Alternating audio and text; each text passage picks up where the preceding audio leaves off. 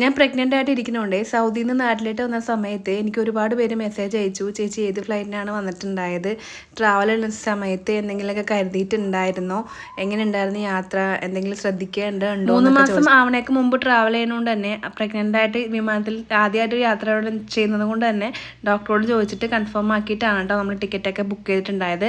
അങ്ങനെ ബുക്ക് ചെയ്ത് നമ്മൾ സൗദി എയർലൈൻസിലാണ്. നിങ്ങൾ പ്രഗ്നൻ്റ് ആണെന്നുണ്ടെങ്കിൽ നിങ്ങൾ സീറ്റ് ബുക്ക് ചെയ്യുമ്പോൾ ഫ്രണ്ടിൽ ലെഗ് സ്പേസ് ഉള്ള സ്പേസ് നോക്കിയിട്ട് ബുക്ക് ചെയ്യാനായിട്ട് നോക്കാം കേട്ടോ. എക്കണോമിക് ക്ലാസ്സിലൊക്കെ ആണെന്നുണ്ടെങ്കിൽ നമ്മുടെ എയർപ്ലെയിൻ്റെ ഫ്രണ്ടിൽ നമ്മൾ കയറുന്നതിൻ്റെ ഭാഗത്ത് തന്നെ കയറുമ്പോൾ തന്നെയുള്ള സീറ്റ് നിങ്ങൾ സെലക്ട് ചെയ്യുകയാണെങ്കിൽ നിങ്ങൾക്ക് നല്ല ലെഗ് സ്പേസ് കിട്ടും.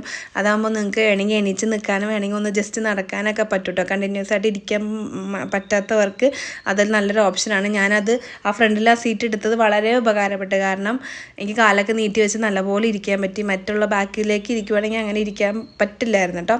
പിന്നെ ഫുഡാണെങ്കിലും സൗദി എയർലൈൻസ് തന്നെ നമ്മൾ ഓൾറെഡി ബുക്ക് ചെയ്തിട്ടുണ്ടായിരുന്നു. കുഞ്ഞു കുഞ്ഞു ബോക്സുകളായിട്ട് പല കുഞ്ഞു ഇതുപോലെ ഫുഡ് ആയതുകൊണ്ട് നമുക്ക് മടുപ്പൊന്നും തോന്നിയില്ല. ഫുഡൊക്കെ നല്ലപോലെ കഴിച്ചിട്ടാണ് വന്നിട്ടുണ്ടായത്. പ്രഗ്നൻ്റ് ആയിട്ട് ഇരിക്കുന്നവർക്ക് അറിയാമായിരിക്കും നമുക്ക് ഇടയ്ക്കിടയ്ക്ക് എന്തെങ്കിലും കഴിച്ചുകൊണ്ടിരിക്കുന്ന വിശക്കും.